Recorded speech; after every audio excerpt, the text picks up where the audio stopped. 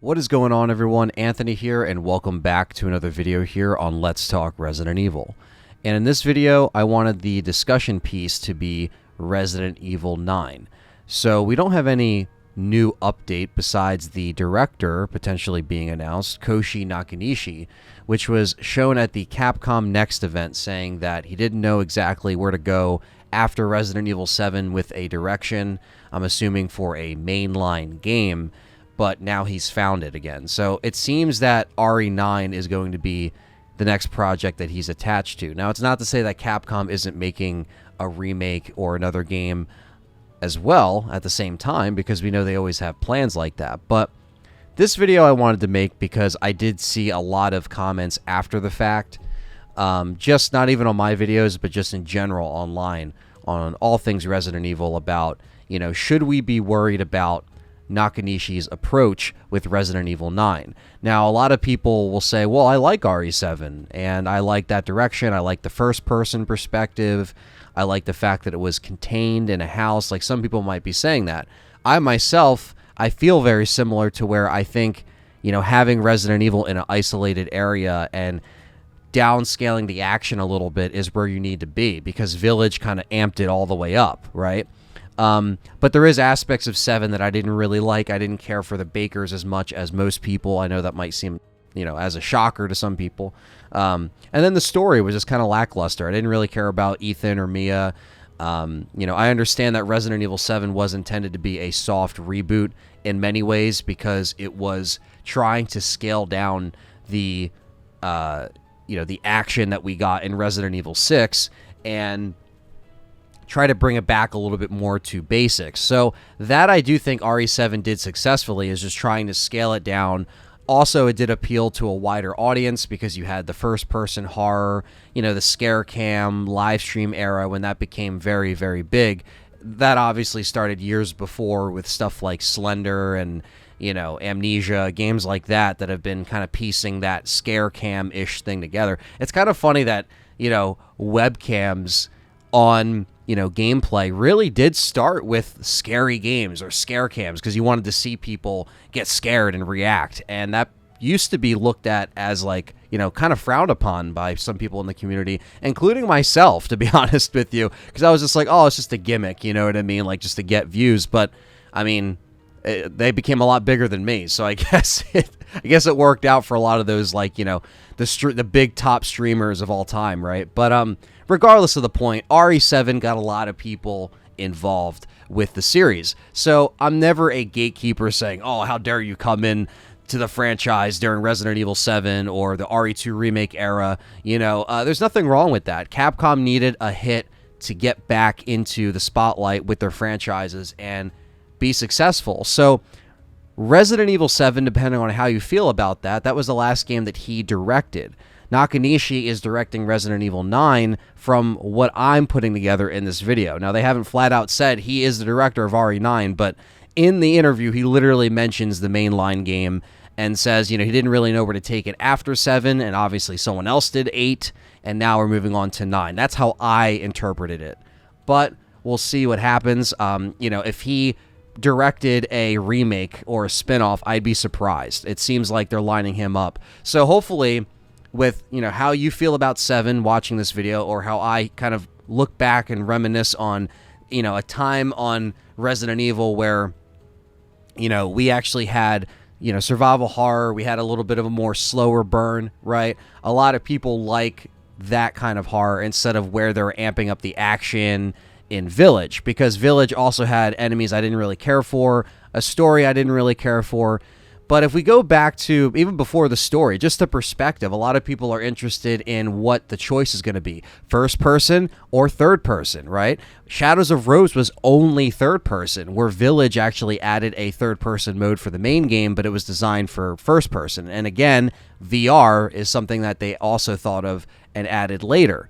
So now that that's done, where do they go from here? Well, I think having a choice from the start would be very wise, first or third person, if they're gonna make that, dive into, maybe we could still make this for VR because, PSVR is still a thing, right? So might cater to that, depending on what talks they have with Sony, right?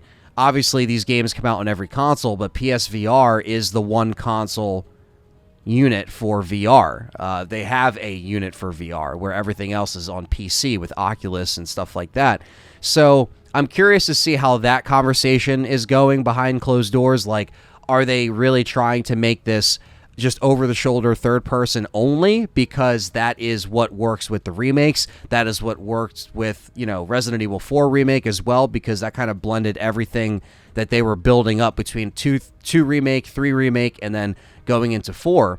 But we'll see. I mean, I think over-the-shoulder would be fine for me personally. I think I'm kind of over the first-person Resident Evil. Not that I ever had a problem with the first-person perspective, but I just think been there, done that. You know what I mean? Like, the reason why we were first person to begin with is because Ethan was supposed to be us with the VR headset in Resident Evil 7. People forget about that, but that's why it was in first person. So I think as the Ethan era is done and the Winter story has concluded with Shadows of Rose, I think it's time to move on and let's just go to third person over the shoulder. I know a lot of people are saying online, oh, they should go back to fixed camera angles. They're not going to do that at this point, as much as I'm a hardcore fan that loves fixed camera angles.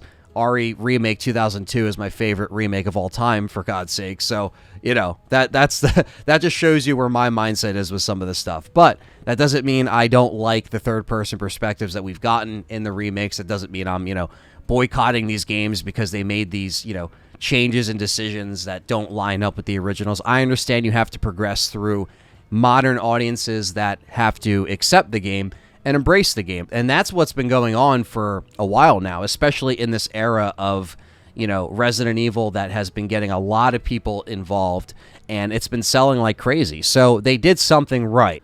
Another thing that we have to bring up is the obvious timeline jump. Yes, the jump in time from the end of Village to Shadows of Rose when Rose is all grown up.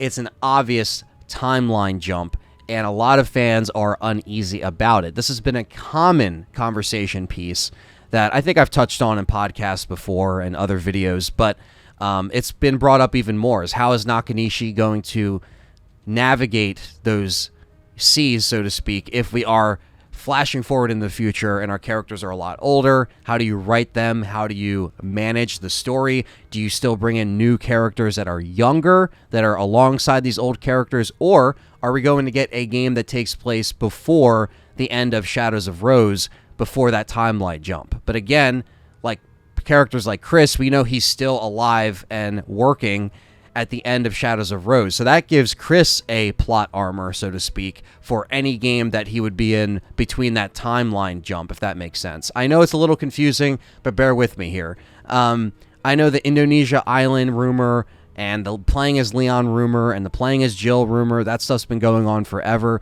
I didn't really want to make this video about that because we kind of touched on that territory before. Very much been there, done that with those rumors and leaks. I understand that it gets people excited, and we haven't really heard anything besides the official announcement of the director for the next game. So I think fall time might give us a more clear answer. That's just my guess, because if this summertime, with all of the events that happened, we didn't get anything there, I think the fall time we could get a Capcom or an RE event to clear things up for next year and the year that follows. Because again, I think they might be showing more than just one Resident Evil game. That's just my opinion, though. They might actually line up, Resident Evil 9 and then wait a little bit and then have Remake ready to go. Obviously, you don't want to clutter the promotion cycle. You want to make sure fans are excited for, the one game. But apparently, this has been the longest Resident Evil in development. So I think they have this thing cooking for a while. And I hope Nakanishi does go back to a little bit more grittier, slower burn Resident Evil.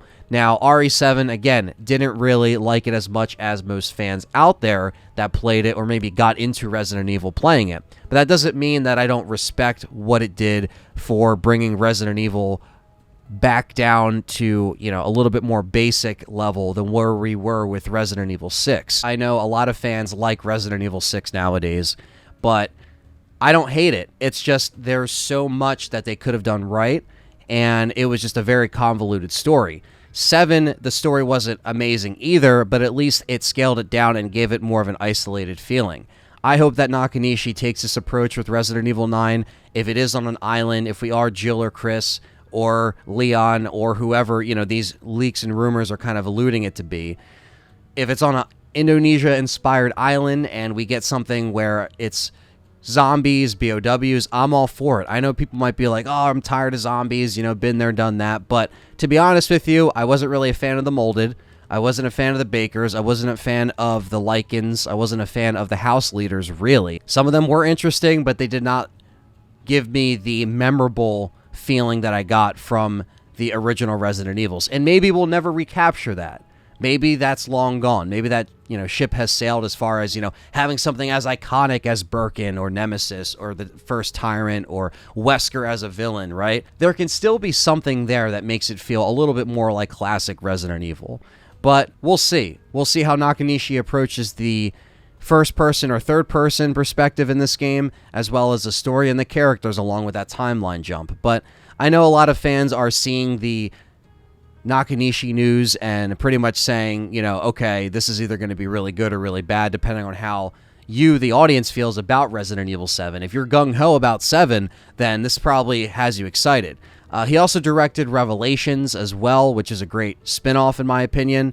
So I don't doubt his abilities, but I just think that 7 doing what it did, because it was successful, he might kind of lean into similar territories with that isolated, leaving it into a house or an island in this case that the rumors are saying. But even if it's not an island, even if it's a house or, you know, some kind of mansion again, I'm all for it as long as we just have some old characters mixed with new characters. I'm not opposed to new characters. I know some people might be like, oh, Anthony, you know, we want some fresh blood. I get it. That's fine. I still think you should honor the old characters, still have them there, make them a main character. Don't write them like how you wrote Chris in Village, where it didn't really seem true to his character. If you're going to bring him in the game and we play as a new character and you have the old characters along with them, I'm okay with that. I'll accept that. Just make them act like them. So we'll see what happens with Resident Evil 9. Like I said, hopefully in the fall time we get actual updates.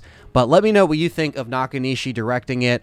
What perspective would you like to see? First person, third person? Do you want it more like RE7, where it is a little bit more isolated, more scaled down than Village? Or do you want them to continue from where Village was and just make it a more action-oriented Resident Evil?